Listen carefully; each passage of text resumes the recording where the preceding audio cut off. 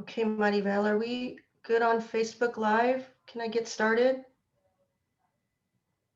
Yes, we're good. Okay. All right. Good afternoon, everyone. Bienvenido. I want to thank you all for joining us today. This is the fifth of our six-part webinar series focused on anti-racism. My name is Patricia Lopez, and I'm assistant professor in the Kremen School of Education and Human Development at Fresno State. And I'm also director of Enseñamos en el Valle Central, which is the honor of hosting this series on anti-racism. I want to thank each of you for being here with us this evening, or this afternoon rather. This is a very timely discussion, and I'd like to begin by acknowledging that we gather as Fresno State faculty on the traditional lands of the Yokuts and Monos peoples, past and present. We honor with gratitude the land itself and the people who have stewarded it throughout the generations. Acknowledging the land is an important Indigenous protocol that we are honoring here today and is an integral part of consciousness raising and explicit expressions of anti-racism, anti-racist epistemologies, and generational healing. This calls us to commit to continuing to learn how to be better stewards of the land we inhabit, as well, including the recognition that these communities are still present and struggle for sovereignty continues. To all of our future and current educators, I know many of you are joining us here today. I want to stress the importance of land recognition as an expression of gratitude and appreciation for those whose territories we reside on, in a way of honoring the Indigenous people who have been living and working on the land from time immemorial. It is important to understand the longstanding history that has brought us to reside on the land we currently occupy and to seek to understand our place within that history. Land acknowledgements do not exist in a past tense or in historical context. Colonialism is a current ongoing process, and we need to build our mindfulness of our present participation. I invite you all listening on Zoom here and via Facebook Live. Please feel free to use the chat box and comment box to acknowledge the Native peoples whose lands you're currently occupying. Please also acknowledge and pay honor to your own Indigenous roots and ancestors. Call them into the space to help guide us all as we continue this journey of embodying anti-racism. For those who have been with us for the previous webinars, we welcome you back and thank you for being here again.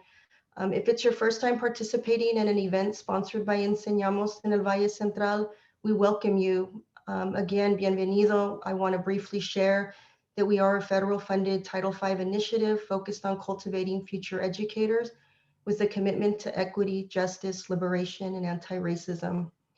A very integral part of our approach to cultivating future educators, or what some refer to as growing our own, is an explicit commitment to culturally and linguistically sustaining and ethnic studies pedagogies that are grounded in anti-deficit, anti-racist, and anti-oppressive frameworks, valuing service to community, political awareness, and critical civic engagement for the public good. The vision and principles that we uphold as an initiative are grounded and informed by a long history of community struggles for access to the teaching profession and an education system that reflects the racialized experiences and contributions of those it serves, a system that does away with racial, cultural, economic, and linguistic hierarchies by first owning the fact that they exist. These gatherings are examples of how we put our vision and mission into practice, holding space for faculty, scholars, and teacher education, and today, with gratitude, colleagues from counselor education who are committed to sharing knowledge and supporting future and current educators who aspire to embody anti-racist epistemologies, educators who strive to affirm rather than condemn difference. With that said, it's important to historicize the topic of anti-racism and acknowledge that this concept has deep roots in abolition, the call to end slavery, and the call for structural changes in eradicating institutional racism in a post-emancipation society.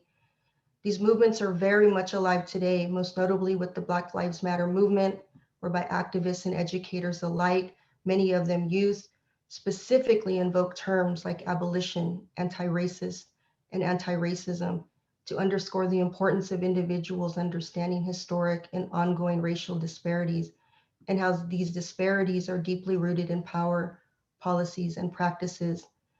We must also recognize the long legacy of voting rights activism, including the thousands, if not millions, of Black, Indigenous people of color across the country exercising their right to vote recently in the midst of voter suppression. We see you.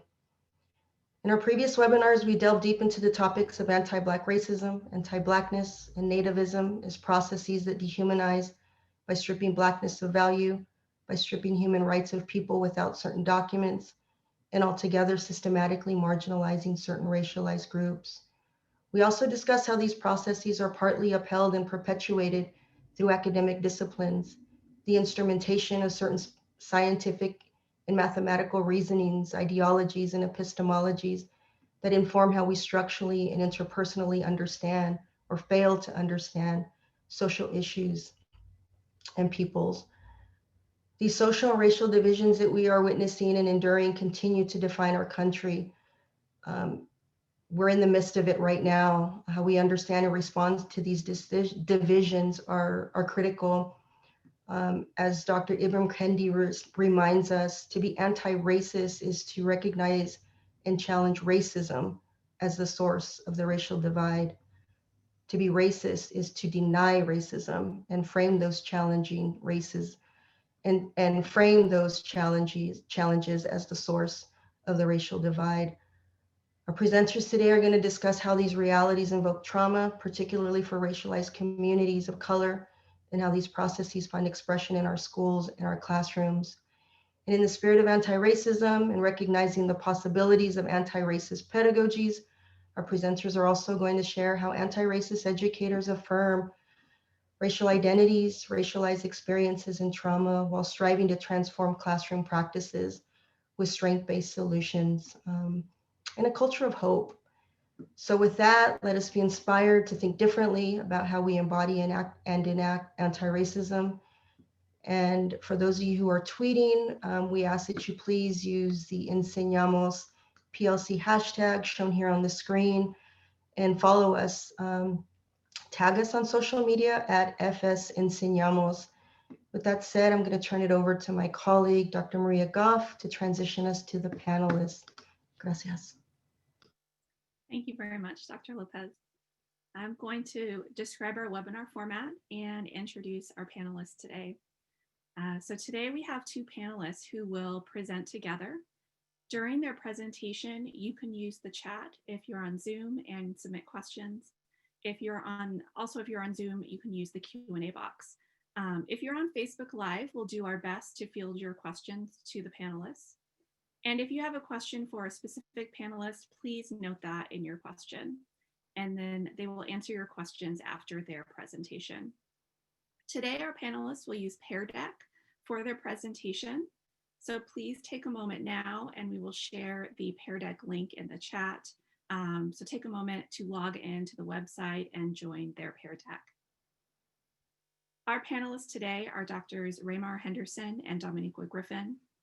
Dr. Raymar Henderson is an assistant professor in rehabilitation counseling at California State University, Fresno.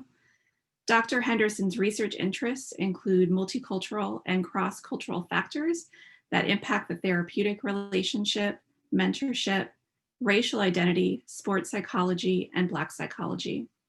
As a scholar, Dr. Henderson has presented at multiple national and regional conferences and publishes his research as articles and book chapters. As a doctoral student, Dr. Henderson was a co-instructor, teaching assistant, clinical supervisor, research assistant, consultant, and psychometrician. Dr. Dominique Griffin is an assistant professor of school counseling at California State University, Fresno.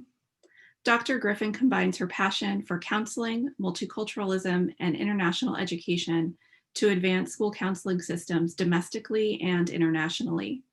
Her research focuses on school counseling services in the Caribbean context and understanding the role of the school counselor. Over the past year, she co-created the Black Women PhDs platform to highlight the achievement of Black women in academia and provide a much needed digital space for current and future PhDs. She understands the importance of representation in career choice decisions for youth and college students. Please join me in welcoming our panelists, Dr. Dominique Griffin and Dr. Raymar Henderson.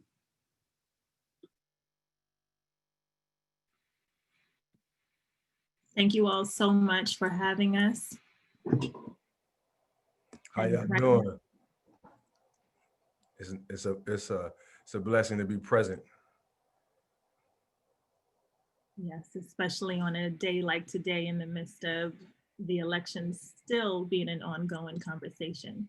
So I just shared my screen with you all. I'm going to start the presentation for us.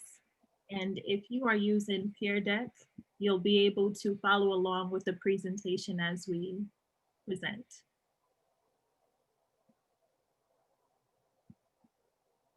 And before we begin, we also just want to say thanks to our colleagues here at Fresno State for the opportunity to be in front of you today. So it is definitely a great honor to be present and to be extended an opportunity to be here.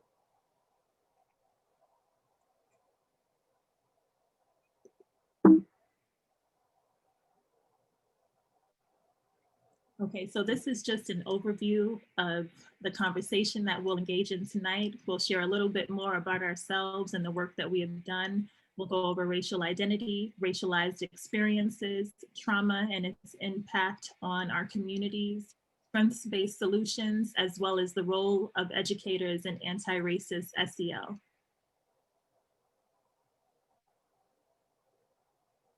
So just to start us off, we didn't want to use the typical photos that you see on the website or what have you. We wanted to show us out there in the community and doing the work. So essentially, the photo that we have here on the left is me when I was a doctoral student at Penn State.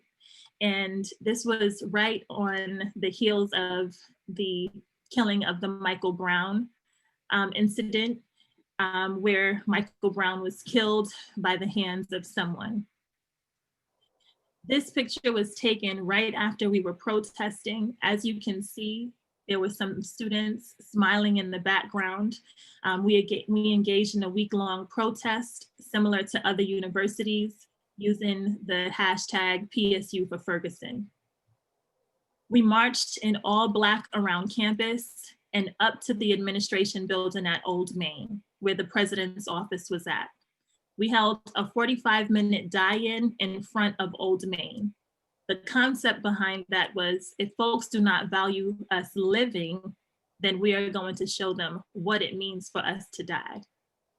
So we staged a die-in multiple days on campus. So there at this experience, at the protest, there was a poet. We all laid there. It was a rainy day.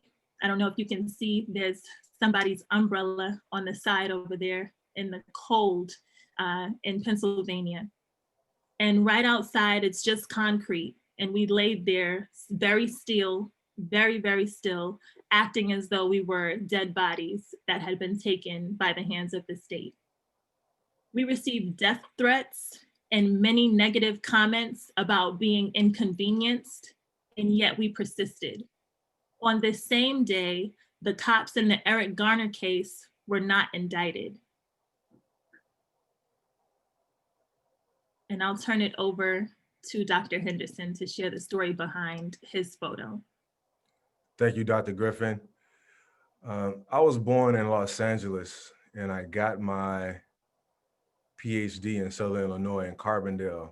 So just to provide folks with some context, Carbondale is about 2 hours east of St. Louis.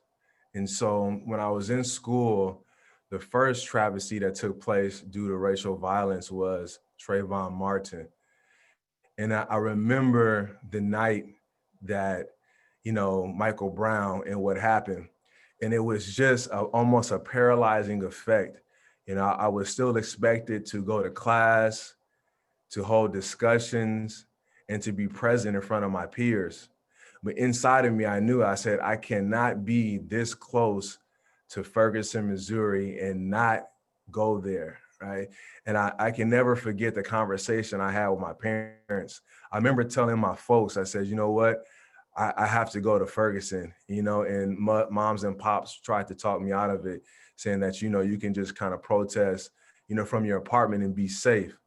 And so we went down there with the NAACP. We did a silent protest. And I remember some of the images that I saw on CNN. So being from Los Angeles, I remember the Rodney King riots, and I was like, wow, it's really going down out there in Ferguson. And I remember when I got out there, it was such a community feeling. Not to mention, it was 104 degrees outside. And so we did the silent protest on Florissant Avenue. It wasn't until after the protest we decided to go to where you see me sitting on the ground. Where I'm sitting at currently was where Michael Brown laid, and I actually saw his blood on the ground, right? And it was really a moving and kind of spiritual experience for me. And I was just thinking about, man, the pain, right? The pain of his mother. And I saw the folks of St. Louis, just the pain, right? I remember approaching three brothers, three Black men, and they were screaming. They had signs up and say, "You don't know what they do to us at night. You don't know what they do to us at night." And I remember approaching the brother and I said, "Man, I don't know what to tell you. I just want to give you a hug." And after we exchanged looks, we kind of hugged each other. And I just remember just standing there, looking at the flowers on the concrete, looking at the people who came together to support the movement. And at that time, my consciousness was shaped in regards to how do I advocate in the spaces where there's going to be faces that don't look like me. And that was not the beginning, but that was definitely a life-changing moment and led me to where I'm at right now, providing this webinar. And it's really those interactions that we have with the folks in the moment that really help to shape us. So I remember as you spoke about that, one of the poets that shared on that day, she actually came and laid right down me after she finished sharing her poem. And we just laid there and cried. And we could feel the rain on our bodies. But it was a moment of stillness and us really just being present with each other. So you having that moment with those three young men, it just speaks to what happens when you're out there. It's not exactly, this is a conversation that we had, it's not exactly what you see on the television, right? Here in this photo, you see the young girls smiling behind me. So there's still this sense of camaraderie and sisterhood and brotherhood that you begin to develop while you're there on the ground with folks. So I'll share this question with you. What is your racial background? And this is where you can use the peer deck to engage and you can respond, and I'll show the responses as they're coming in.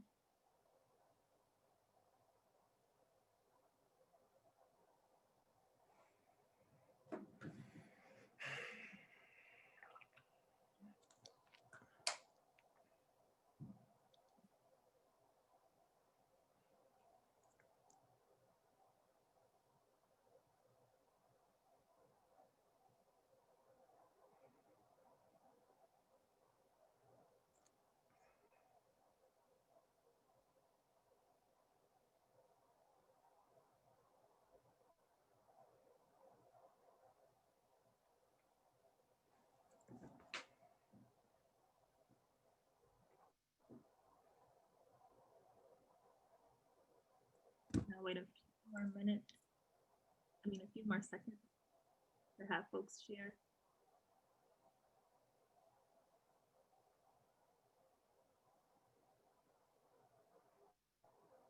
I know we've been looking at polls for a while, especially this week.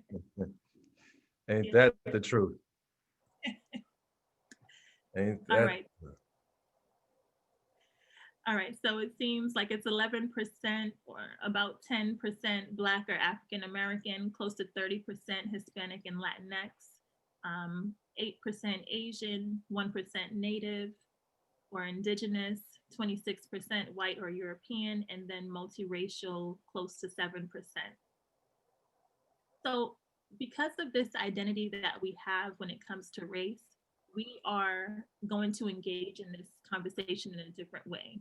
Some folks may be now learning about anti-racist practices where many of us might have experienced racism in various places and at various times in our life. So I want us to just think about that and to contextualize that as we continue to engage in this discussion.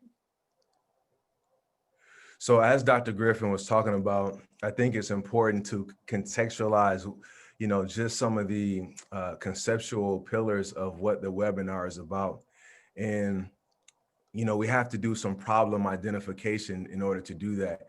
So I thought that it would be great, or we thought that it would be awesome to really provide a definition of racism, right? Really as a system that conveys, communicates dominance. So I want us to take just a quick second to really think about dominance and superiority, for events of the past and events that we have presently going on that we see real time. For example, just voting and what does it mean to vote, right? And know that the act of voting has been politicized. When we think about voter suppression, what is taking place in states like Georgia, North Carolina, Texas, these are things to kind of think about and ascribe oppression and inferiority based on your racial categorization, right? So really kind of thinking about, this is the definition of racism that we're going to use, as we continue to talk today.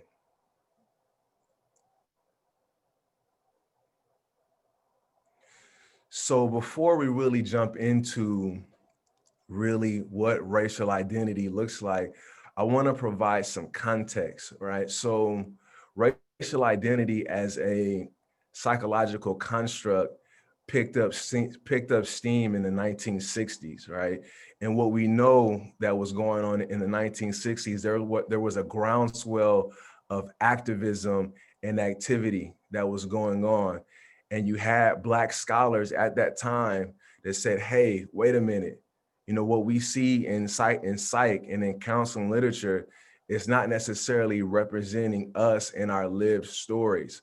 So a stream of research was birthed during that time, right? And really kind of understanding what does it mean to have racial pride, right? And that racial pride was birthed through the civil rights movement, right? And we know that you have the Black Panther Party, we had leaders such as Malcolm, Martin, Shirley Chisholm, so forth and so on. We had a lot of leaders coming up saying, hey, say it loud, I'm Black and I'm proud, right? So being able to kind of understand.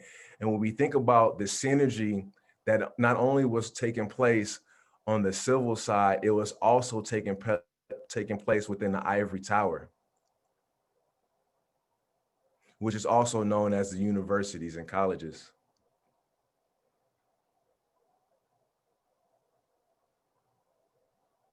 So I'm going to go through racial identity. And the reason why it's important to kind of understand, so when we think about the being anti-racist, I think it's good to understand how folks develop, right? How do folks begin to understand how they understand themselves as a racialized being?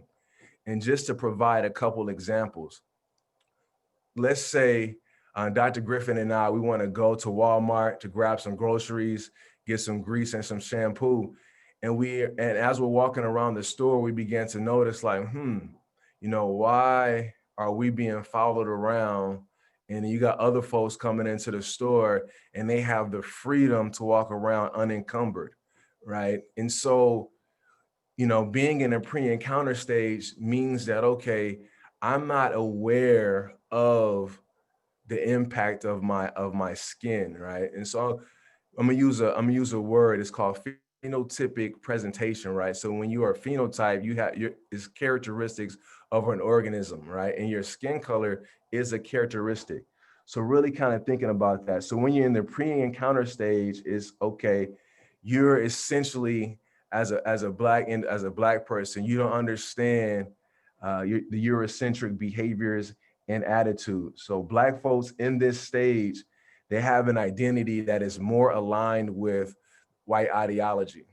So if we go back to that example of going into the store, we don't necessarily understand that, okay, how you are, your personhood potentially could be a reason why folks are looking at you in the store. And when we move to the encounter phase, right, it is characterized by you have that experience, right? So for example, you can have an experience such as a George Floyd, right? And when you sit back and you kind of think about things, you begin to wonder like, why when I see these different types of events, they are happening to folks who look more like me, right? And you start to wonder like, okay, this is a catalyst. This is a kind of an activating event for me to begin kind of wondering, okay, what role does the color of my skin play, and how does it relate to how I'm being treated? And then you have the next phase, which is in immersion. Immersion in this stage is kind of characterized by, okay, after you have that encounter phase, that encounter experience, you move into, all right, I'm pro-Black. So everything Black, I'm rooting for everybody Black. I'm pro-Black. Where I shop at is sponsored by Black folks. Where I eat at is at Black restaurants. I only want to date Black women. Everything that I do is for us, by us, kind of like FUBU. So when we start to think about these different stages, these are stages of psychological development. And these are stages of how Black folks begin to understand who they are, right? And understand some of those lived experiences, right? Because when we think about the young folks that we're going to be working with in our classes, we have their development is on a continuum, right? You may have, some Black folks who were raised up that Black is beautiful, right? And you may have some folks who are more, who adopt the kind of identity politics, right? So if you wear a shirt and tie like I have on, the police will leave you alone. They won't mess with you. They'll give you a pass, right? And so the internalization stage, right, is characterized by behavior and attitudes. So when we start thinking about what are some of our behaviors and attitudes, and you move towards what is called a healthy racial identity, right? Which means that you are not seeking validation from oppressive places or faces. And what I mean by that is so as scholars, right, and I don't want to speak for Dr. Griffin, right? As scholars, when you're moving through even high school, we seek that validation from invalidating places, right? So when we understand the university system, like my process of wanting to study Black folks, right? It was a long process. I've always been pro-Black, but it was a process of being able to verbalize like, okay, what does it mean to tell fellow scholars that, I really want to study Black folks. I want to study the Black experience. I want to study what impacts Black folks in therapy. That's a process, right? And being able to understand what that looks like. Because if I voice that, somebody may look at me like, well, what about all lives matter? All lives do matter, but right now I want to study Black folks, right? So being able to be comfortable in the skin that I exist in, and I don't seek validation in places that weren't designed to validate me anyway, right? And so we'll talk about that a little later in the webinar as well. And the last stage is when you have a healthy racial identity and you can function as an agent of change, no matter what the cultural milieu looks like, right? So I can have a healthy racial identity on a college campus. I can go to the barbershop where we're having Uncle Talk, talking about anything ranging from politics to LeBron getting his 4th championship, right? And so, you can move through and navigate because you have a firm and a healthy understanding of who you are as a racialized being. And also when we think about racial identity, it's a fluid construct, right? So different events can activate different stages. So personally, when I see the George Floyd incident, immediately I may fall back to an internalization state or an emergent state. Like, wow, right? Like, man, I'm gonna go teach my class. I may have on a Black hoodie when I'm teaching class. That's just how I'm feeling that day. Right? I saw a Black man have a knee on his neck, call out for his mother for 9 minutes. Right? So these are how different events can potentially activate the students that you're going to be working with.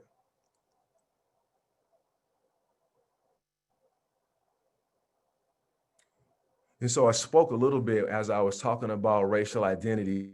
So understanding racialized experiences, right? So understanding how race shapes one's psychological, social, personal, and emotional functioning. I want to spend a little bit of time on the emotional piece, right? Because growing up, right, we're all socialized that if you really talk from your emotions, you may get the labels of being weak. So imagine what that looks like, in communities of color, right? If you express your emotions, then it's problematic. And I have to be honest, right? As I was having conversations with my colleagues, Dr. Griffin, mentors, and I began to kind of process. I almost teared up as Dr. Griffin was talking about her experiences at Penn State, just thinking about emotionally what was going on for me when I stood above. I saw blood on the ground. I saw Mike Brown's blood on the ground, and the emotional experience of what that looks like. And then the psyche, right? The psychological shackles of how you exist in those spaces as a Black person. What do those shackles look like, right? Is it okay if I want to wear a Black Panther shirt or some garb from Africa? How do I feel when I put those things on? Do I feel like an embarrassment? Do I feel like folks are going to be looking at me? Right? If I want to wear the necklace with the fist on it. So how do you understand race? It shapes you, right? We're forever being shaped, right? And it can impact one's intellectual fortitude. So when we interacting with our students, our Black students, what does it mean to affirm their intellectual prowess? So being able to lift up that intellectual aptitude. We don't want to relegate folks to sports and entertainment all the time. We want to be able to say, you know what? You have the intellectual aptitude to be a chemist, right? To be a democratic hopeful like Shirley Chisholm, right? Ida B. Wells, so forth and so on. So being able to kind of understand what that looks like. And as you spoke about the racialized experiences, you started to mention some of the women as well and how that might change, right? So the experience of Black women might be different than that of Black men. So that's something that we need to also process, that genderized experience and the very layered experience that we may have. And then once you start to talk to tack on additional identities, folks that may exist within the LGBTQ community, folks with disabilities, folks from different socioeconomic statuses, all of that plays into the way their experiences are shaped. And real quick, Dr. Griffin, if we could just go back real quick. Um, and these experiences are not anything that has to be major experiences, right? Just think about, as students navigate high school, college, comments like you write well for a blank. What message is that communicating, right? Or for our young Black sisters, hair. We all know the national discourse around hair. Are you more attractive if it's long and stringy, or if it's in its natural state? It's considered, I want to say that in quotes, nappy, not natural. And so in being able to understand, the impact, right? So that impacts one's psyche socially, right? Socially, when you're ostracized from different groups because of your phenotypic presentation, right? Your personhood, how you look, right? Impersonally. So all these things shape, right, how you understand. So when, I have a mentor that would always say, Raymar, if you don't think highly, if you're not feeling yourself, who will, right? So if you don't appreciate, your Black skin, who will?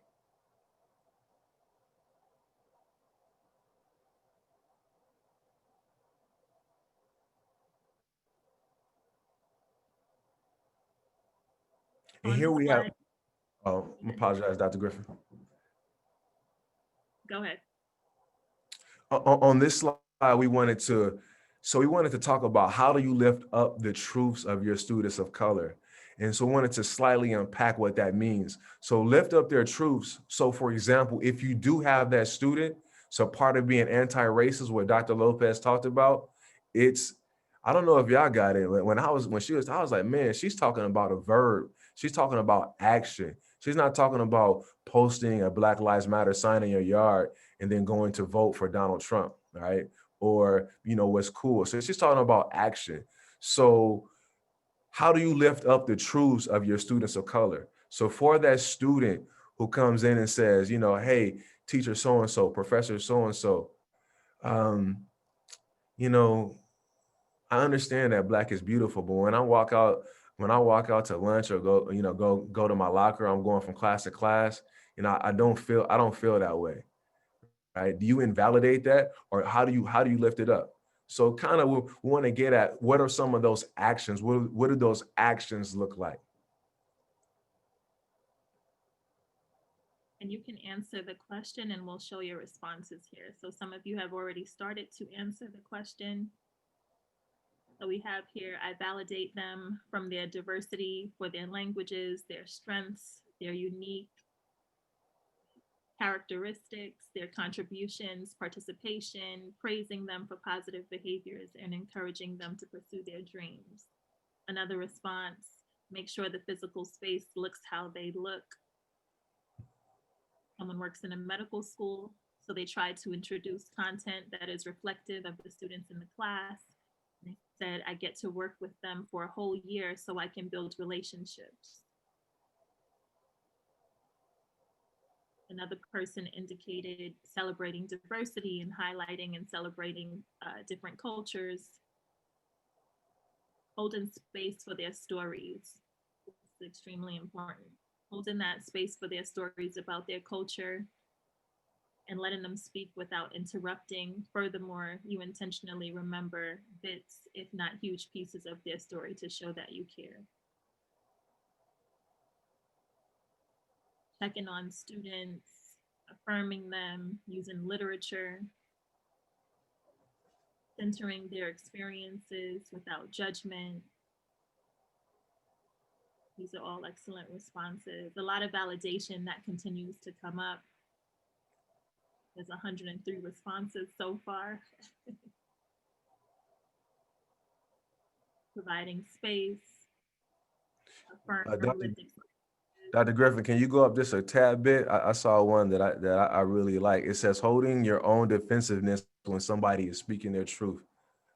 I think that's powerful right there, because we all know that when those race conversations come up, folks will say, well, hey, my grandfather, I wasn't burning no crosses in the yard. Maybe my grandfather, great grandfather did, but I'm not. So, I'm good, right? And I voted for Obama, right? So being able to kind of understand what does that really mean?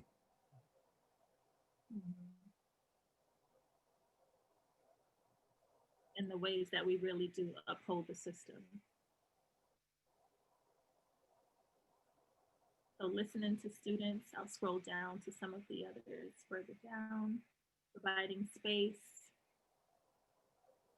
learning some of their favorite things. So it's really a lot of these examples that you're giving really speak to that one-on-one experience that you have, shaping the immediate environment around you. So really the content that's within the courses, I see here music, TikTok clips, seeing what they like and infusing that into the conversation, but also thinking about the historical context and how that also shapes the discussion. Anything that you want to add here, Dr. Henderson? I think it's good to be intentional, right? And what the research shows is that you can't have difficult, or let me back up. You're not as equipped to have difficult dialogue if your self-awareness is low, right? So if you have some competing narratives about the Black Lives Matter movement, about the decision between crack and cocaine, and somebody comes in and shares that vulnerable information, about a family member who may have gotten locked up, or about the natural hair, you know, you're going to be awkward, just to be very honest with you. And students are very intelligent, right? And so underestimating their inability to pick up on some of those nonverbals. So really being intentional about your own self-awareness and about your own development. So one of the reasons why we talked about racial identity is to understand, where some of your students may be, right? And then the other side of that is, how do you understand your own development? And can you be intentional, right? Your students are not there to educate you, right? Your multicultural education should not be had on their backs. That's extremely important. A lot of times we see folks say like they want to hear additional stories, and then we have to question how many stories do you need to hear in order to realize that this is a traumatic experience, that this is a very real experience for folks and has potentially caused them trauma, or even the retelling of that story could potentially cause trauma. And that directly leads into the next point on trauma and identifying what it is. So, this was the definition provided by the Substance Abuse and Mental Health Services Administration. And basically, trauma is this event, or it could be multiple events or a set of circumstances, all right, where someone feels threatened or harmed due to an adverse experience that they may have experienced. Okay, so this has an impact on the brain, and it may have lasting long term effects on the person. This is just an image of trauma, right? And some of the words that are really used to identify that experience. So you see the flashbacks that come up.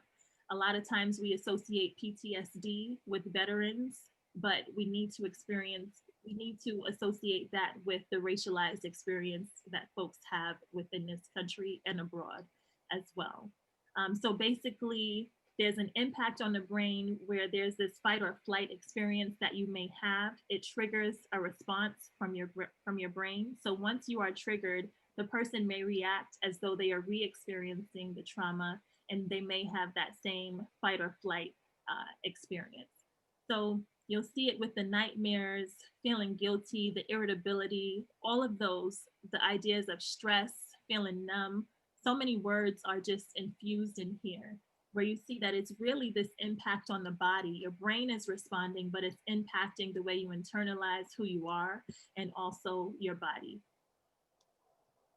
So I often like to refer to the ACE study, which is often brought up within the educational system, and really think about what this means for us.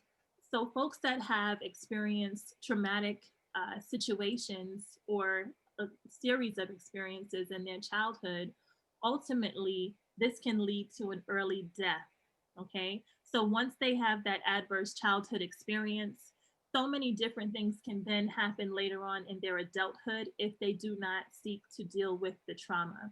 So being more at risk for diseases, disabilities, or social problems that they may encounter. And this is the long term lasting effect on the body. So, some of the statistics that came out of this study, and just for clarification, the ACE study is the adverse childhood experiences study. All right. So, 2/3 of the participants had at least one ACE experience.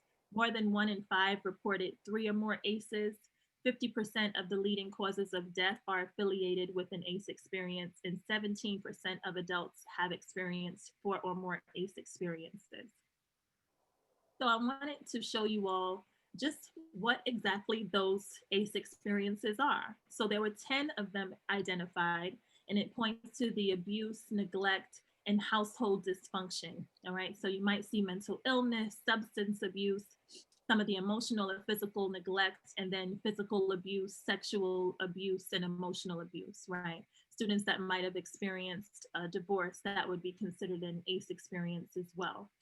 Now, this is extremely important to consider because nowhere on here do we see that race is included as an adverse experience, right?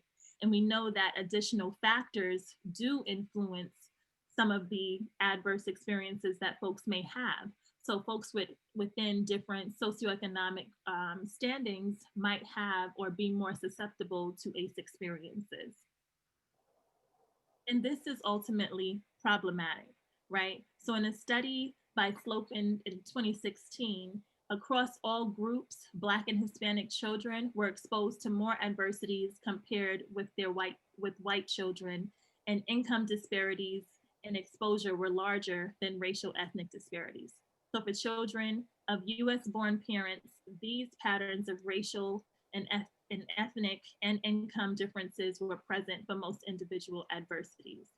So we see that this is truly an issue for our Black and Brown students, and it's something that needs to be included in the discussion on adverse childhood experiences. When we look specifically at California, and this is just looking at the original ACE study and applying it to the California context, race is not included in this. So when you see this breakdown across the different backgrounds, white, African American, or Black, Hispanic, or Asian, Pacific Islander, or other, and I do not like the term other, but that is what's stated here in the image and what was used in the study. We see that it's pretty similar, right? We see 36% here, close to 37% for a white participants, then 34.3%, right? So still there in that 30% range. And we know that if race was included in this study, these numbers would definitely shift and change. If we looked at socioeconomic status, we know that these numbers would definitely shift and change. So right here on the side, on the left-hand side, the percent of residents with at least one ACE experience in the California counties, this definitely ranges, but we see above 70% in so many different counties, okay?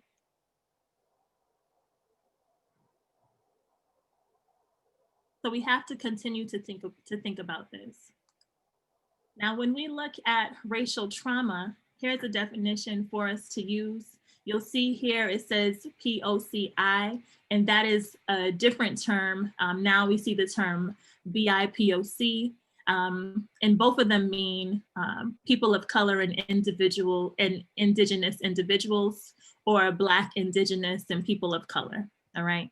So racial trauma, when we think about this, or race-based stress, it refers to the events of danger related to real or perceived experience of racial discrimination. So some of the examples, Dr. Henderson mentioned an example earlier, being followed in a store. As a Black woman, you know, this is not something that we may necessarily think about. We'll see more Black men, they might say that they might have been followed in the store. But I can point to a time when I was in Spain and I was in the store with a colleague, and one of the folks that worked there, or I should say one of the employees at the store, followed me around the grocery store as I was just trying to buy a bottle of water, right? Or some juice, because we had a long day. So this is not just an experience that happens here in the US. This happens all over the world, just because of how, and we talk about the African diaspora, right? So this shared experience of racial trauma happening in various spaces. And I think that we need to continue to think about this as an ongoing or even broader discussion outside of the California context, outside of the US context, when we think about the racialized experience of Black and Brown bodies in various spaces.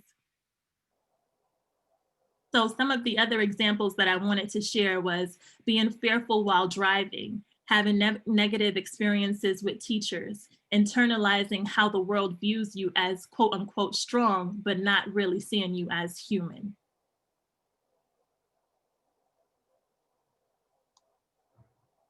When we think about these racialized experiences in schools, and you'll see here, for those of you that are using the Peer Deck, if you tap on Push Out of Black Girls, it actually links you to the website where it's resources for educators.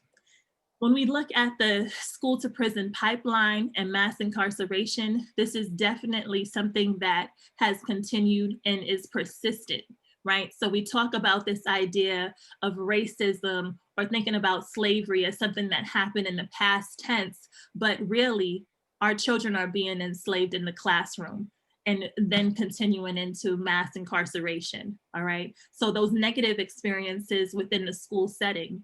And this is not only happening to Black and brown boys, it's happening to Black girls as well, but the conversation does not necessarily center around Black girls. And we see that they may be considered, and we, right, because I am a Black girl, I'm a Black woman, but I've had a Black girl experience in this country, and being perceived as aggressive, being perceived as angry, and sometimes that anger or aggression, it really may be rooted in hurt or pain and not being seen as depression or anxiety or frustration, all right? So we see the violence against Black bodies as well, being physically handled in overly aggressive ways by school law enforcement. But we also have to think about the emotional violence that happens to our Black and brown children as well. Then when we think about what that means for parental involvement, their involvement, it may vary just because of their own lived experiences in having to navigate the school system. So they might have been told as a child, you know, you're not good in math. And now they're sitting with their child trying to do homework, and it's a struggle for them and they're not feeling competent in doing so, all right? We see that the same way some of our families that might not have gone on to higher education might feel like, you know what, I don't know this, I'm incompetent. And it's not that you're incompetent, somebody had to put that idea or that mindset within you, all right? That idea about yourself came from somewhere. So we need to re-envision how we see our families, how we interact with our Black and brown families, and think about the ways that they can serve as partners to help us with raising and really empowering our Black children and brown children.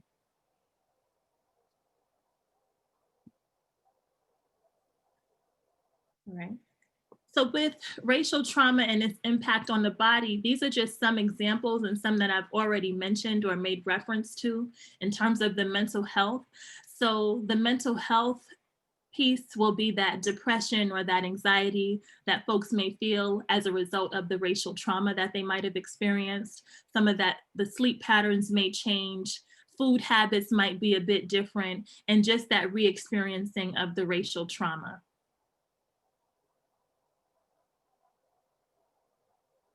So then moving further along into the discussion, intergenerational trauma and intergenerational resilience. When we talk about trauma, we also have to talk about resilience. And this is where that hope and that optimism needs to be inserted. All right, so the same way that we can pass on the trauma that we have experienced throughout generations is the same way we can pass on that resilience. So Maria Yellow Horse Braveheart, she definitely studied this within the indigenous population and Native American population here in the US context. And it was this idea that the Native people really experienced grief and loss, but had no time for healing. We see the same thing with post-traumatic slave syndrome by Dr. Joy DeGruy, in which she shares that slavery has had a lasting impact on Black people in the US, and the trauma has persisted and continues because of the institutional racism and discrimination that we experience on a daily basis. This system has created limited opportunities to heal and also maladaptive ways of healing. But I like to posit that even though it may be maladaptive, it is a creative way for healing, and we need to shape the conversation on how we process healing. All right, when we think about epigenetics, this is still that idea of trauma being passed on in our genes. And intergenerational resilience means that it's sustainable through generations as well, and can also be passed on through our genes. So it's not this superficial understanding of resilience, but really this physiochemical understanding of how we pass on resilience and hope. So this is just an example or a visual of historical trauma. And this study was actually done on the indigenous group in the US, as well as on the Holocaust, but it's applicable, Holocaust survivors, I should say, but it's applicable to the Black community as well. So we like to refer to Dr. DeGroo's work, but I think that this image really speaks to the way that we can continue to pass on this information in our communities as well. All right, so this focus on the epigenetics being passed on. So having experienced this trauma several generations before, we do see that families and individuals still experience the remnants of this trauma because it's continuous. All right, so when we think about the Native Americans here in the US and the Holocaust, no one tells them to forget their past. No one tells them to forget their history. But yet when it comes to Black families within the US, everybody wants to forget slavery. And there's no way that we can continue to do that if we want to be anti-racist educators.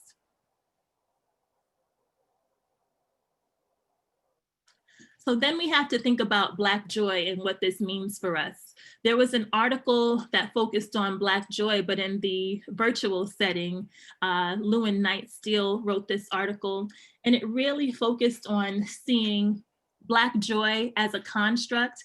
And it's a revamping of the Black oral culture, including storytelling, shared experiences, and songs being used, but in a virtual setting. And it's an act of resistance as a resistance tool against the dominant culture.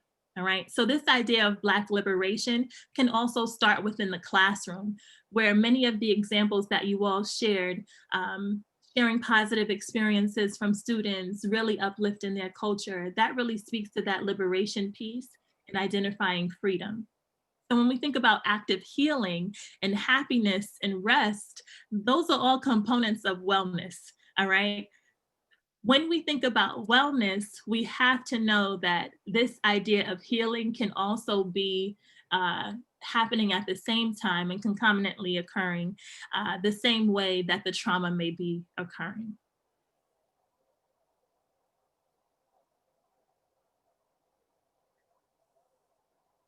Dr. Henderson. All right, I just want to take a time out. I know if y'all computer is like my computer, it's hot. Dr. Griffin just dropped that fire. And for those who don't understand what that means, that's urban vernacular for amazing content. Great job. So I want to give her those props before we even finish the presentation. She's bringing that fire. I don't even know. Y'all get y'all tomatoes ready for me because I'm just sagging on down now. So when we think about anti-Black practices, are you currently engaging in? And so we understand that this can be a tough topic, right? But we do want to hear from the people in regards to what anti-Black practices are you currently engaging in?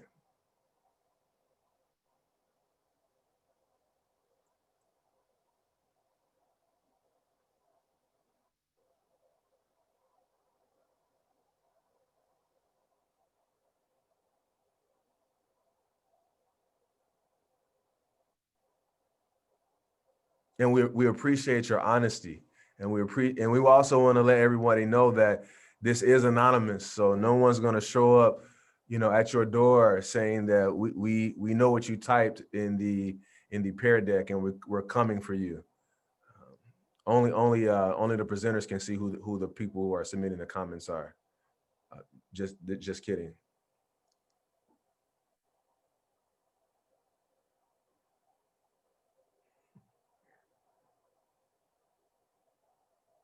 So greater hesitance to talk to Black students in the school.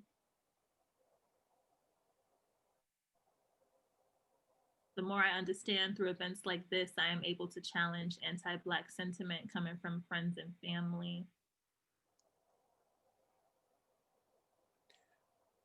And while you're typing, anti-Black sentiment, it can range, right? So this question is really to provide a mirror to reflect on, what could potentially be, anti-Black behavior.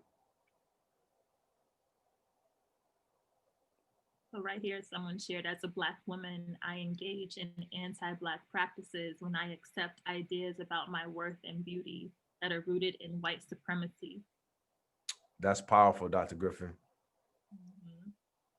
Definitely true. So somehow we still internalize, just like what you were talking about, upholding the system, right? When we think about where we are with our racial identity. And that comment also is an example of seeking validation from the oppressor, right? Seeking validation from beauty standards that were never designed to appreciate your Black beauty. So I just want to share, because I see some folks sharing what they're doing to actively engage in anti-racist practices, but this question really focuses on, what are we doing to uphold this system? What are we doing to uphold the white supremacy? What are we doing to uphold the dominant culture and not really share or liberate our Black students?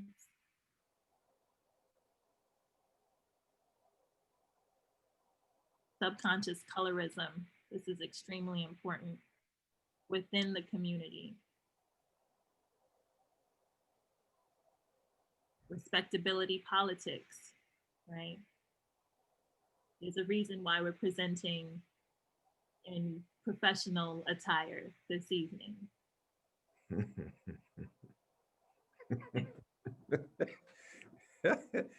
I kind of felt called out a little bit, Dr. Griffin.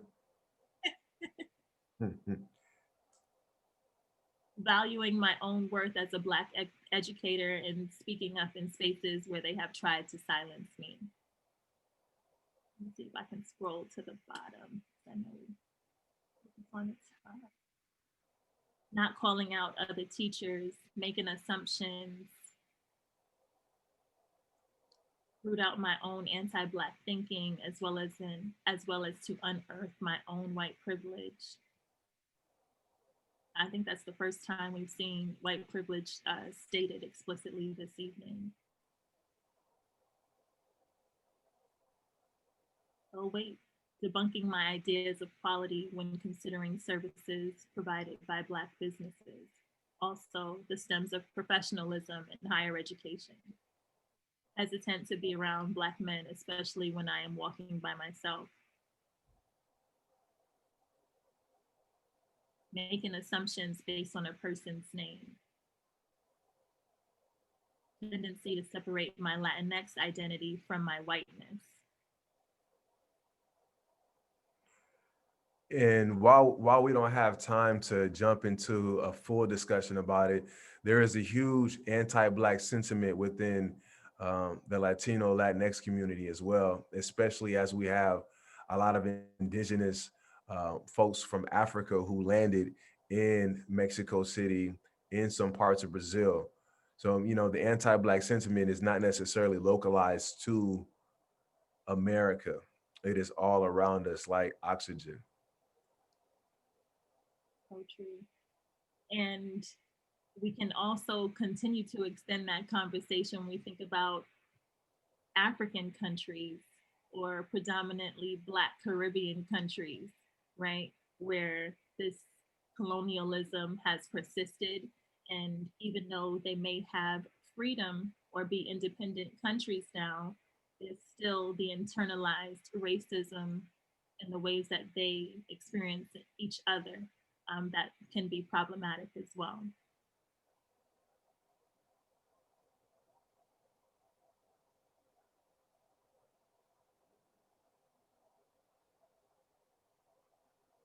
So we'll jump to the next question.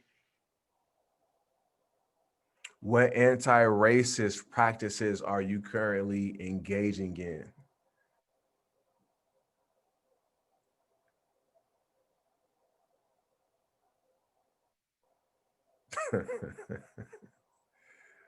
Number one for the KO.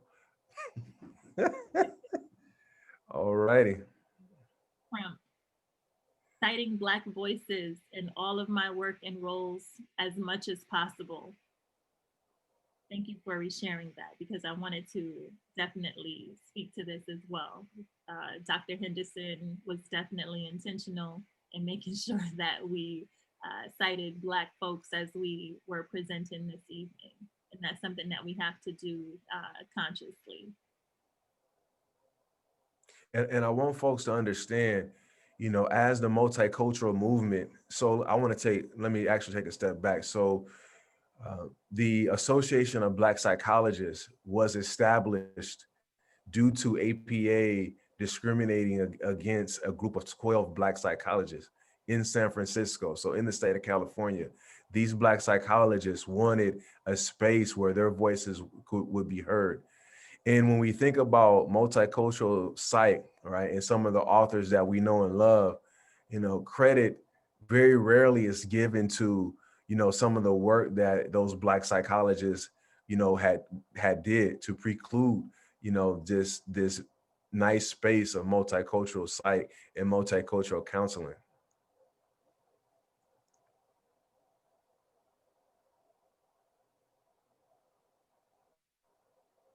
Someone said treat everyone the same.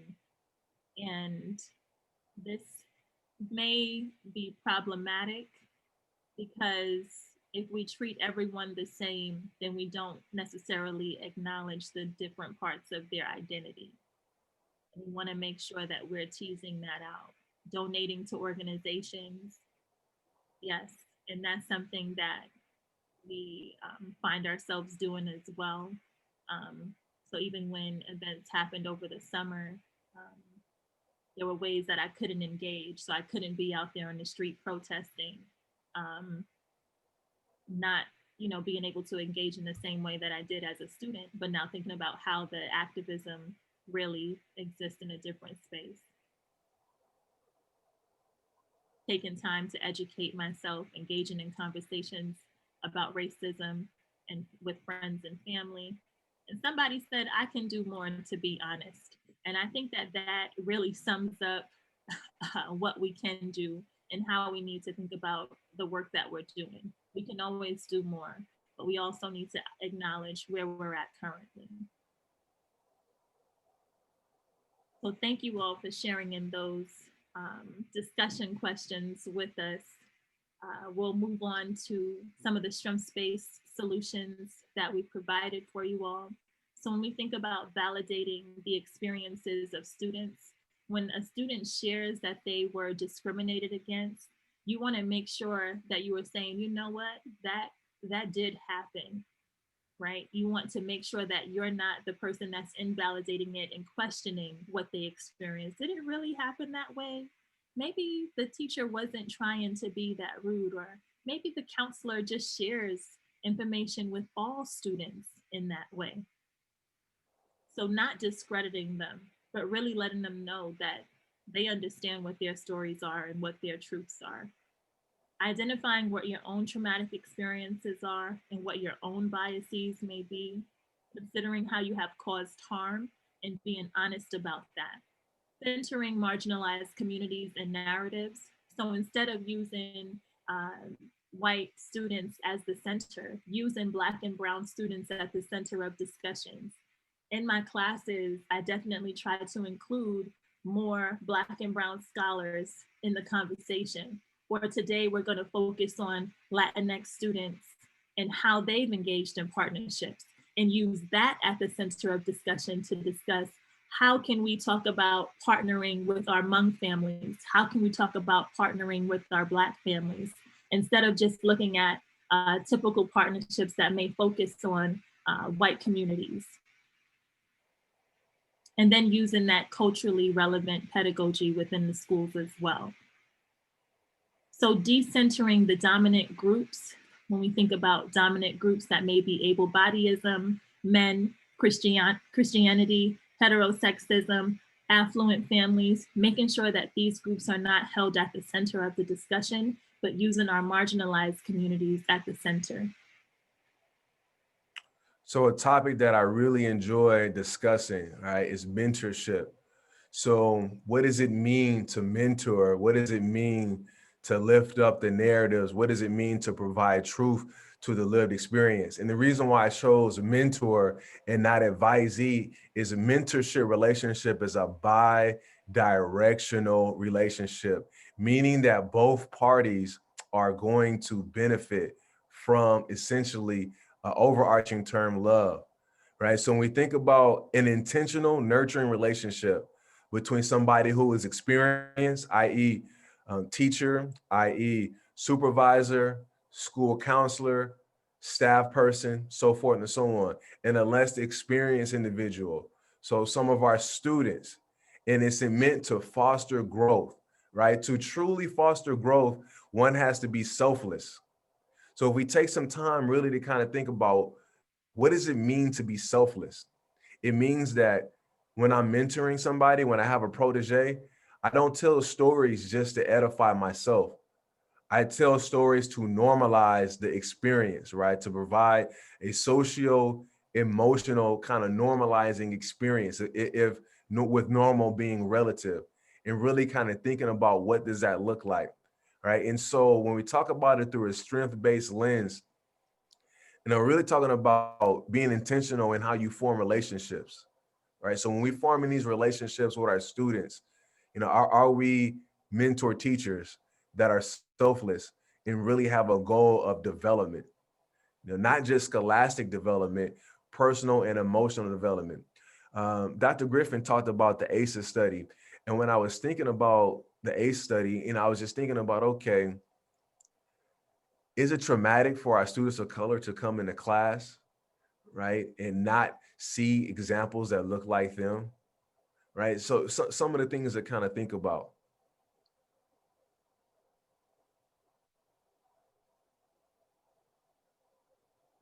So Jegna, so just to provide some context, when I was doing my dissertation, because my dissertation is on cross-racial mentorship relationship, and I had an internal rub because a lot of the research on mentorship is inherently Eurocentric.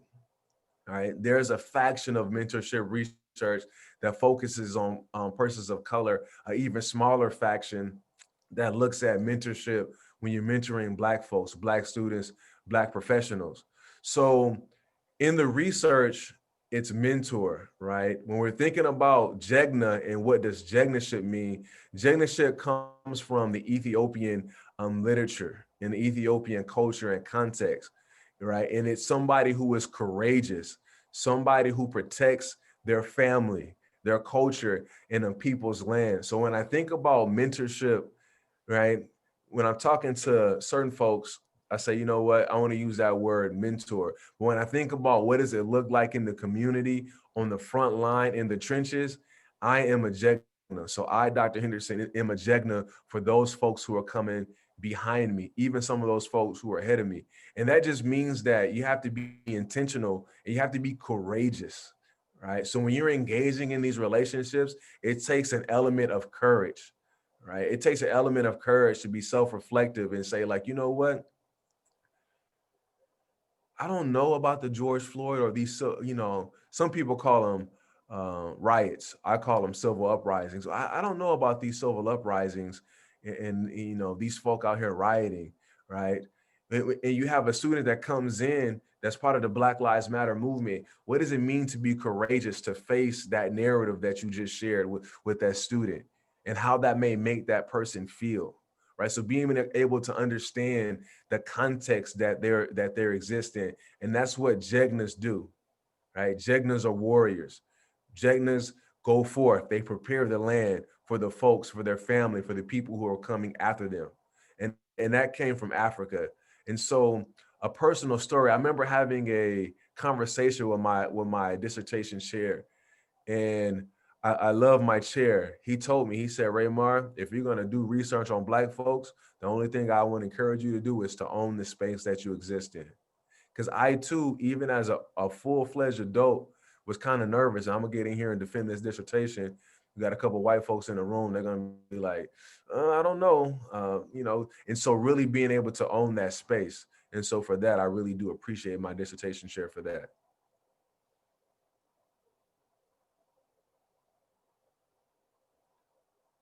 Racial pride, right? Positive or negative perceptions about one's own racial group, right? So let me contextualize that a little bit.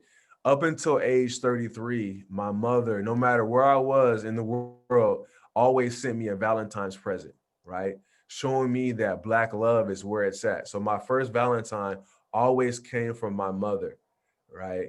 And it was also my mom who invited me to read Malcolm X at a young age, instilling in me that, son, white folks will treat you how you allow them to.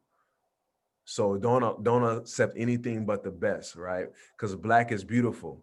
And when we understand that what racial pride is, it can mitigate the pain of racism, right? So racism is going to hurt no matter what. On the other hand, when you understand that Black is beautiful, you understand that racism is not the problem of the person who is experiencing it.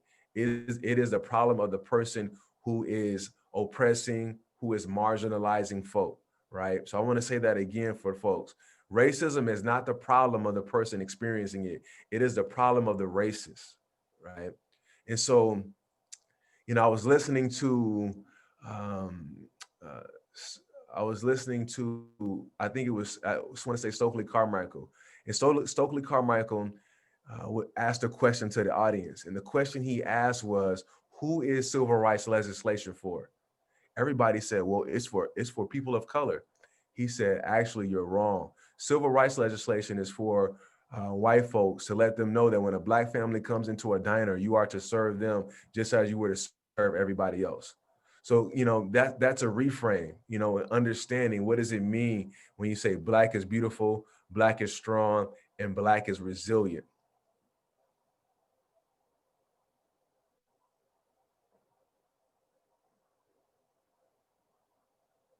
And I think a lot of what you're mentioning is, like you said, that reframing. So a lot of revisioning a lot of the spaces that we're entering into, Dr. Henderson. So I'm glad that you mentioned that and shared some of those personal stories as well, because it really does provide context for the conversation. So, as someone that is an advocate, that does the work that really tries to include or be inclusive in various spaces, and many of you in the audience may be that person, right? The advocate. We have to focus on the work that we're doing with students, but also on caring for ourselves. All right. So, this idea of radical self care and really being intentional. You use the word intentional this evening, Dr. Henderson. Intentional about the ways that we're caring for ourselves, the ways that we are resisting, and knowing that this self-care is in of itself an act of resistance against the dominant culture, against the continuous narratives that are harmful, that are discriminatory, and finding community. The ways that we find community, it may not be the person that is in your household, right? So you may not have a supportive family member, just the complete opposite of what Dr. Henderson spoke to in that story that he told about his mother, someone that is extremely supportive. That might not be your experience, but ultimately you have to think about finding community for yourself. It may be with friends, it may be with colleagues that are doing this work and engaging in these conversations and discussions. It also may be in a different setting. So when we think about that reframing, a lot of times we may now need to turn to social media or turn to these virtual spaces where we're able to find community. That was something that we ended up doing earlier this year. And I know some folks from the writing group may be on the chat this evening, but we ended up having a writing group. And from that, it's really been a sisterhood that has formed, and with women that I have yet to meet. But we've been there and supported each other along the way. All right. So that idea of community needs to be revamped. It needs to be reframed, like what Dr. Henderson mentioned. Advocating for organizational policies on mental health and including this in a discussion in your work setting. So we do not think about mental health being a part of the conversation, but thinking about the small things that we can engage in that will promote a positive mental health and mental wellness. Engaging in anti-racist partnerships. So there's a lot of work that's coming out of American University on anti-racist practices, especially within school counseling, thinking about the ways that we're continuously uplifting our students of color and not marginalizing them anymore, not marginalizing the families, thinking about holistic wellness and how we need to engage in all acts of wellness, including emotional, physical, intellectual, financial, our budgeting, thinking about our finances in a way that is considered wellness, thinking about our occupations, the work that we're engaging in on a daily basis. Is that participating or contributing to our wellness? And also that emotional or physical wellness as well, all right? Identifying some of your past traumas, and I cannot speak to this enough because who you are and your past experiences will definitely be present in the classroom. We like to talk about it as being the elephant in the room within the counseling setting, right? So all of what we have gone through, all of our identities as we're sitting there with clients or with students, all of that is really sitting right there in the room with us. When I'm engaging with students in the practicum course and I'm like, okay, like, well, did you mention that you're a male, or what this has been like for the client to experience you as a male counselor? Or you're sitting here with a female client and she's talking about sexual abuse from a male, and now you're a male counselor. How on earth are you going to continue in this conversation? And does she feel comfortable having it with you? Right? I remember sitting there with a white client and I had an afro and everything before I started locking my hair. And, I said, well, what is it like for you to sit with me as a Black counselor? And her response was, oh my gosh, I hate that this has come up. Oh my goodness, how, I don't know, like she was pretty much lost for words. So it's really the elephant in the room and something that we have to continue to address in all of the different spaces. So thinking about how we are engaging with folks, but also how are they internalizing our identities as well. I included an article here at the bottom, proactively addressing teachers' cost of caring. And that's where we focus on really the work that teachers can engage in as it relates to that compassion fatigue, that secondary trauma, that burnout, and really trying to combat that. So I want to leave you with this quote by Audre Lorde, which says, caring for myself is not self-indulgence, it is self-preservation, and that is an act of political warfare. And just to say to you all, the very act of self-preservation, rest, and honoring your body is political. Every decision we make is political and can be perceived as problematic. It is our duty to resist pressure and to actively engage in wellness. And with that, we want to thank you for joining us this evening, and we have our contact information here. Dr. Henderson, would you like to add anything? I just want to give a shout out to my pops. He got on me for talking about my mom so much. So sorry, Dad. I love you. You taught me a lot as well.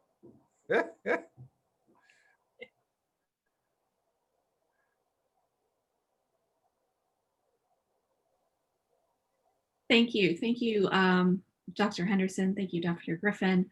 That was an amazing presentation for everyone. I would like to invite all of our attendees to submit questions using the Q&A if you're on Zoom, and you can use the chat function as well. So we have some time for some questions if attendees have questions.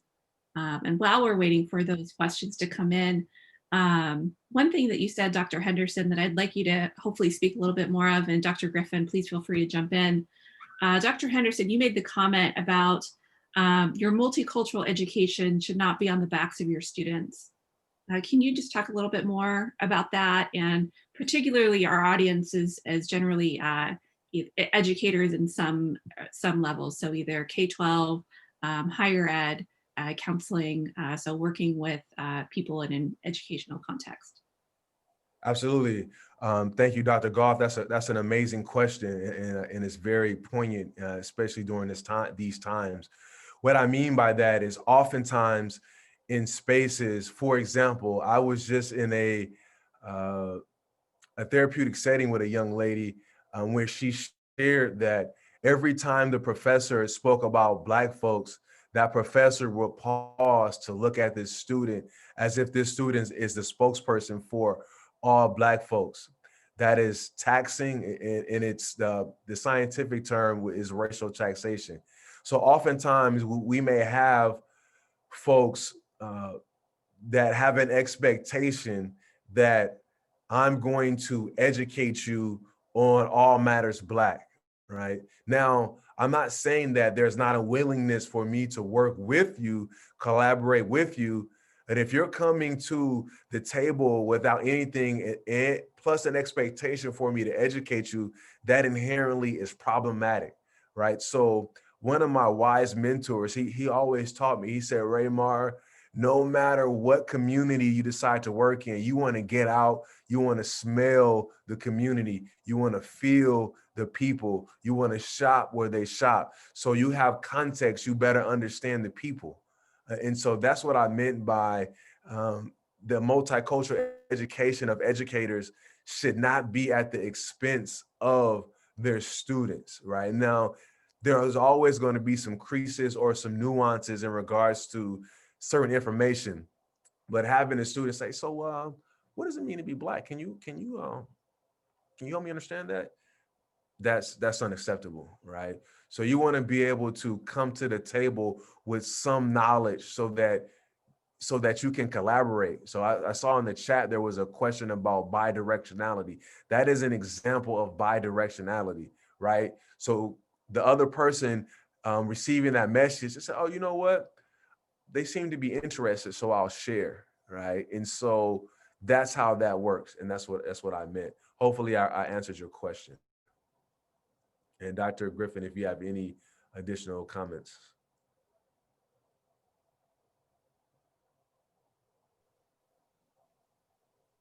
No, you've said it all. That's fine. Thank you. Another question we have is, how would you suggest incorporating some of the practices you discussed when you are the only Black faculty member in an entire college? Dr. Goff, may you repeat that one more time, please? And I'll put it in the chat to you both as well. How would you suggest incorporating some of the practices you discussed when you are the only Black faculty member in an entire college? That happens all too often where we are the only one, but I think it's necessary for us to know that we may be the only one in that setting, but there's really a group of us that are doing that in various spaces. So do not feel like you are alone. You may not have someone right there with you, but note that you have a community that's supporting you and backing you and supportive of the work that you're doing when you're trying to combat racism. In the moment, it will be difficult. It will feel like a burden or a task to do, but really we have to be conscious of making sure that our quote unquote allies really do take on this work as their own and see it as their problem. And what I would add to that is, I think it's similar to kind of like the racial identity piece. And I shared a little bit about my dissertation proposal and defense process. I will never forget the look on my advisor's face, right? Who was a Black male. He said, Raymar, you have to own what you want to study.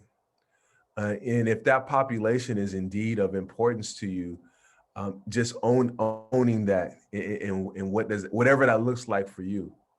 And like what Dr. Griffin said, there's a community of folk, right? And the nuances that it requires, it's very tough, right? And so I imagine that there has to be an element of vulnerability for connectivity, right? I say that again, there has to be a moment of vulnerability for connectivity in regards to connecting with other folk that's going to support you, right? And you may have to kiss a few frogs before you find that prince or that princess. So really understanding that the connectivity is what is going to make you stronger, right? Because I'm pretty sure Dr. Griffin has some colleagues that are not here at Fresno State that she can call and say, so they straight tripping, right? And also I may have some folks that I can call and I say, so-and-so, they're tripping. And depending on tripping is on a continuum, and that's urban vernacular for folks acting out of character. They say, well, hey, do I need to write a letter? Do I need to call some other folk that I know? And that's how support happens. And as you said that, one of my co-chairs from my dissertation actually just chimed in and said yes. She is one of the folks that I can definitely call on. And I just want to make mention of our department in counselor education and rehabilitation. We have some amazing folks that are doing the work, and we are blessed and privileged to be in the position where we're not the only ones.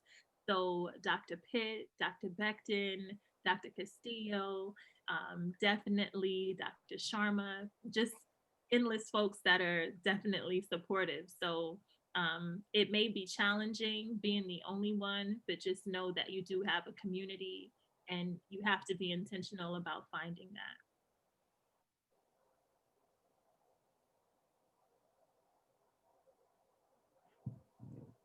Thank you. Thank you both. Another question we have, one of our attendees asked, how do you recommend taking action as a young person and student? I feel like I've been far too silent and have glanced over my white privilege. I'm starting to realize how dangerous my silence is, but I'm not sure where to start taking a real stand. You want to start first, Dr. Griffin, or you want me to jump off? Now, first of all, amazing question. All right. So specifically to my white brothers and sisters, any action, well, I would say most actions are good actions. I think most times our white brothers and sisters feel paralyzed in a sense, right? And so being able to stand up, there's a continuum, right? And so I share a quick story with you. Dr. Angela Davis came to SIU and she did her thing, phenomenal speech. But one of the thing that stuck with me the most, there was another sister that was like, Dr. Davis, can you get on these young folk and tell these young folk to do what you did when you was with the Panthers? And Dr. Davis so eloquently said, different people advocate differently, right? So as long as you're doing something. So being an advocate, being an ally, it can mean that we're on the trenches. You're gonna stand elbow to elbow with me as we participate in one of the civil uprisings, or you could write a letter to your congressperson, or you can produce scholarship, or you can just be you could just be present physically. So there's a wide range of things you can do. What I would invite you to do is to just take the first step. And that's often the hardest thing. Just take the first step and admit what you don't know. And I think that'd be a great jumping off point for you. As well as engaging in like some of the reading and trying to develop that knowledge as well.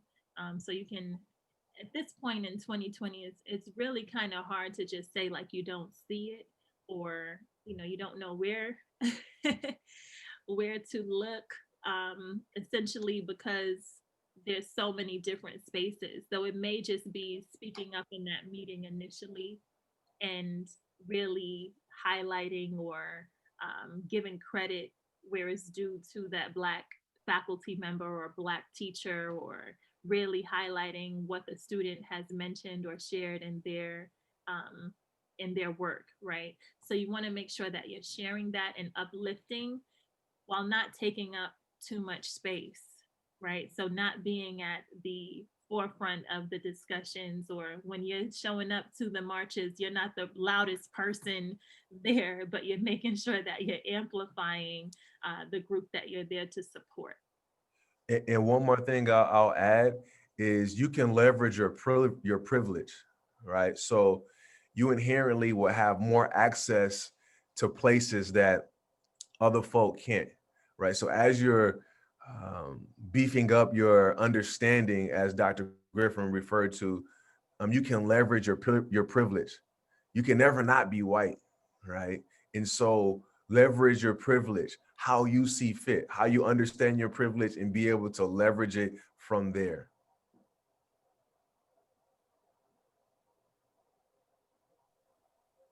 Thank you.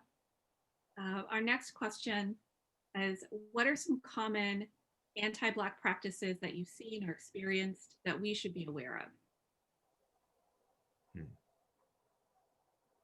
And I'll talk about, I guess, like in the school setting, really when we think about this in K through 12, you want to make sure that you're sharing stories or including literature by Black authors, by authors of color, by women, and making sure that when you're going over certain subjects in history, you're not just glancing over it or overlooking it or not giving it the space that it fully needs.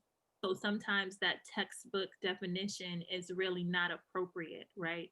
We see this come up often when we're talking about slavery or the civil rights movement, or we're only focusing on MLK, right? And not focusing on so many other Black and Brown folks that have led different movements. So when we think back to voter rights for women in the women's suffrage movement, are we including the Black and Brown women that continue to fight for the women's suffrage movement? Because a lot of them were members of some of the Black organizations that we have. A lot of them were Deltas and a part of Delta Sigma Theta and Alpha Kappa Alpha Sorority Incorporated. And a lot of Latino or Latinx women were a part of that discussion as well and a part of those movements. So we just need to be cognizant of that and making sure that we're doing the research, making sure that we're including those stories. When we're having these conversations on liberation, you're really uplifting your students. So if your student comes in with natural hair, you're not saying, oh, why are you wearing your hair in braids, or why isn't your hair straight? And really challenging that, right? They come in with braids. Oh my gosh, that's so beautiful. Oh my goodness, right? My mother, she is a special education teacher in New York City. And just over the past 2 days, her student has said to her, I want to wear my hair like Miss Griffin. And my mother has a natural puff. And this child has come in for the past 2 days with a puff just because she sees that, her teacher with that afro. So really these liberating spaces, and it starts with those small incidents of ways that we can really uplift, but really normalize their experience, provide that support, really show them, like Dr. Henderson said, Black is beautiful. Being a woman of color is amazing. Being a man of color is amazing as well. Including that representation. So when we're talking about different careers, right? When we're looking at the K through 5 context, right? And when we have those career fairs and career days where folks are coming in, are you including Black lawyers? Are you including Black doctors? Are you looking around and making sure that they're being brought to the table and not just showing the typical story of Black and Brown professionals, right?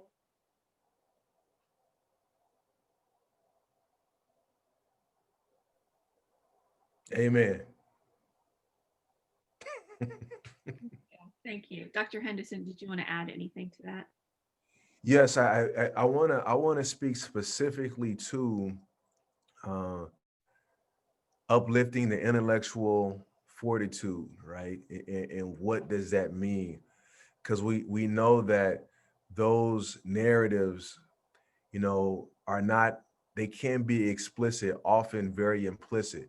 So how do we uplift the intellectual fortitude of the Black students that we're serving, right? Keyword serving, right? And that can be anything from having folk of color in your PowerPoint, really highlighting really enforcing the inquisitive nature and the curiosity of our students, encouraging them to continue to remain clever, right? And I know there was some commentary in the comments relating to music, right? And this is what just gets under my skin. You'll have young folk, right? Black folk, young children that can remember word for word any song that's popular right now. You mean to tell me that you can't teach that same student chemistry, biology, English, that doesn't make sense to me, right? So finding those different ways to kind of lift up one's intellectual fortitude, I think that's vital.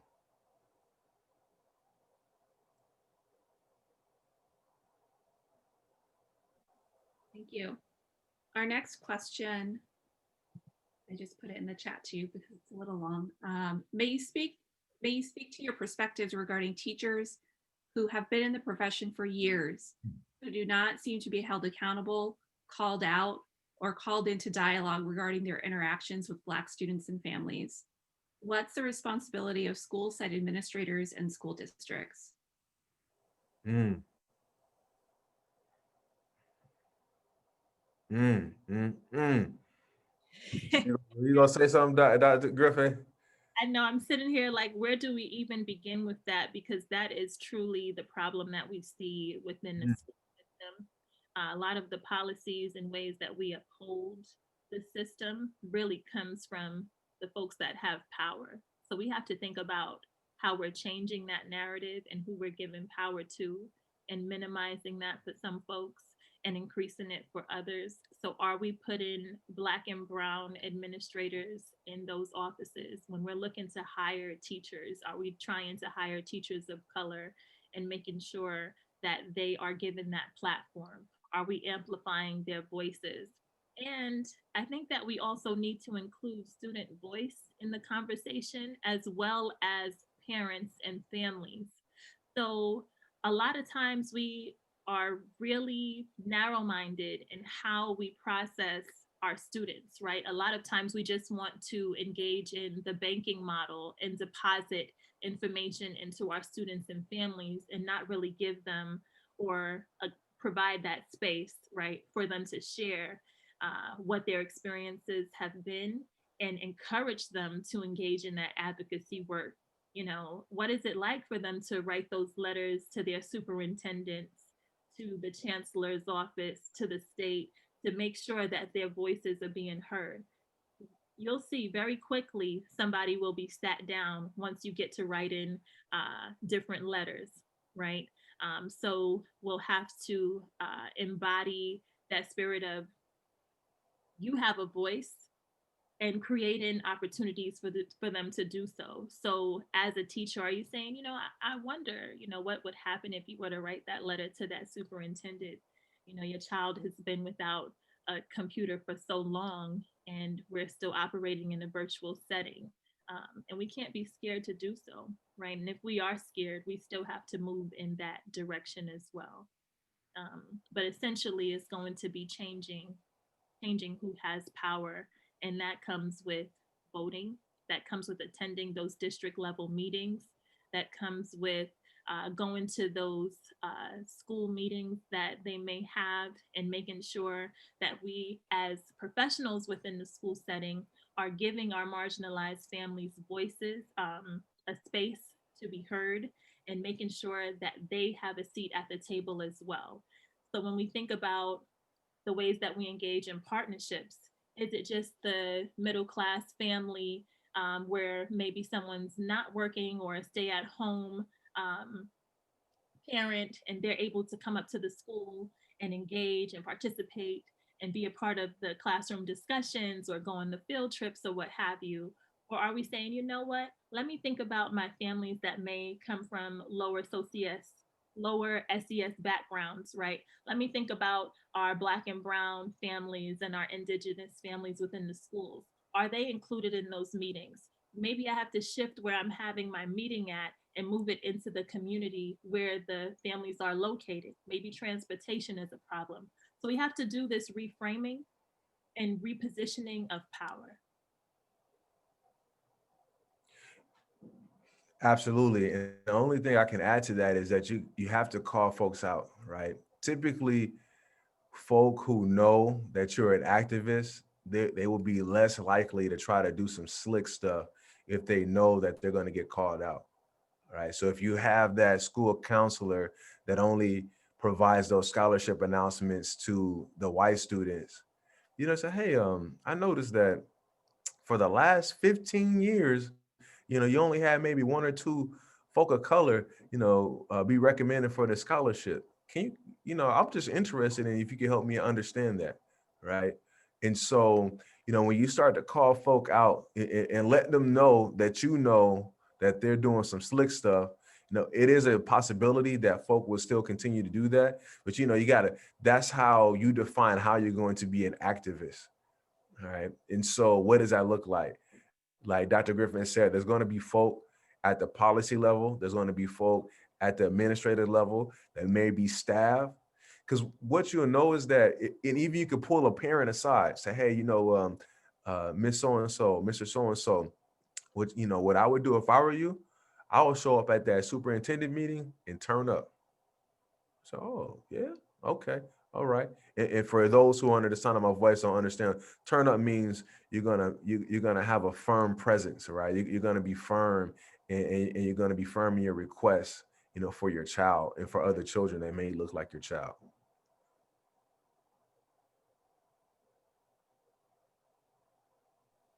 Thank you. I think this might be our last question. So Dr. Griffin and Dr. Henderson, feel free to jump in as well.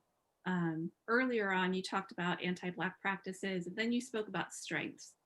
Can you go over and talk a little bit about those strengths again?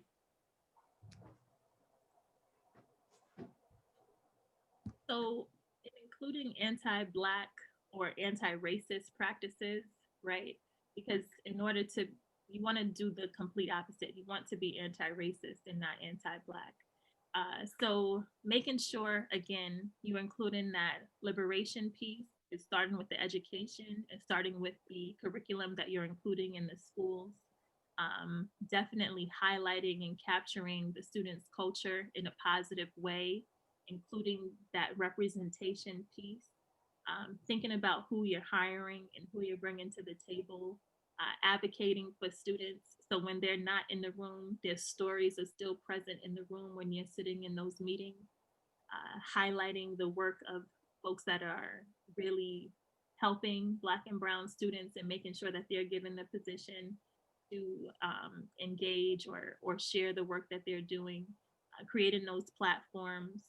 And it's really similar to some of what I mentioned before in the other response. So I'm not quite sure if there's anything else that I was missing from that. I think you covered it pretty well, Dr. Griffin. I think so.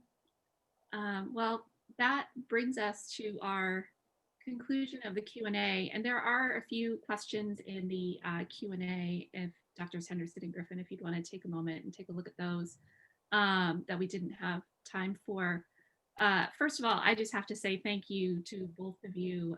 This was just such a great presentation and conversation, and all of the attendees, your questions were so phenomenal, just really bringing all these conversations up for everyone. So I'd like to thank our panelists, and I'd like to ask all of you to please attend our next webinar. And if we could go to that slide, yes, next Thursday. This will be our last webinar of the semester on November 12th, and we'll focus on ethnic studies and anti-racist pedagogy. And you can sign up, you RSVP using the link. And I'd also encourage you to please complete our post-webinar survey, and we will put that in the chat for all of you as well. And again, if you are watching all of our webinars and completing all the surveys, you will be eligible for the certificate of completion at the conclusion of the semester. And then I'll go ahead and pass it off to Dr. Lopez, who will close us out tonight. Right. Thank you so much, Dr. Goff. And thank you again, Dr. Henderson, Dr. Griffin. That was just a phenomenal conversation. I think it was just much needed. I think, I know I feel very nourished right now. So I really appreciate the conversation and the questions that everyone put forth. I know we had some shout outs on Facebook Live as well that came through. So thank you all for those of you listening on Facebook Live. I know that next week will be our last, the The semester has just flown by. So next Thursday, the 12th, will be our 6th webinar. It is a fully educator panel discussion. So we'll change the format up just a little bit. And I believe that all 4 of our presenters next week were listening today, and I'm sure being just as inspired as I was by the conversation. So I hope to keep this, I know we'll keep this same momentum going. I just wanted to, what we wanted to do in the closing was just to provide folks, you know, particularly those of you who are, you know, in our programs, here, students here at Fresno State. We just wanted to make sure that we were also extending campus resources that are available to you. I think the topics and issues that Dr. Griffin, Dr. Henderson brought up are things that you know, are ongoing, you know, the journey of healing, the journey of, you know, just undoing trauma, contending with trauma, being anti-racist. Dr. Henderson had it right. The idea is, and this has been a theme for us, to really cement the idea that anti-racism is a journey. It is ongoing, and it is an embodiment. It is not a destination. It is not a end result or zero-sum game. This is very much about continuing to grow and embodying. And so I think the topics we discussed today, we just want to make sure that folks are aware that we do have some amazing resources on campus. We have the Student Health and Counseling Center, which if you put your phone up to any of these QR codes, it'll take you there. I know that our team has also put them in the chat. We have a Dream Success Center that's also doing some programming and support for undocumented students, undocumented allies. So please reach out and check them out as well. And then the Cross-Cultural and Gender Center, I know that they're also doing some explicit programming to also provide opportunities for just post-election, you know, processing, right? And just how we grapple with a lot of these issues. I know our colleague, Dr. Henderson, will also be doing some healing circles with for our students. So you can find all that information there as well. So there's the link in the chat, and then you can stick your phone up and with your camera, zoom in on the QR code. And with that, we'll close out, and we'll thank everyone again for being here, and your questions, your dynamic comments and conversation on chat. We appreciate it. We appreciate sharing this space with you. And we look forward to hopefully seeing all of you next week as we close out this series. All right. Thank you so much, everyone. You all have a blessed night. Take care.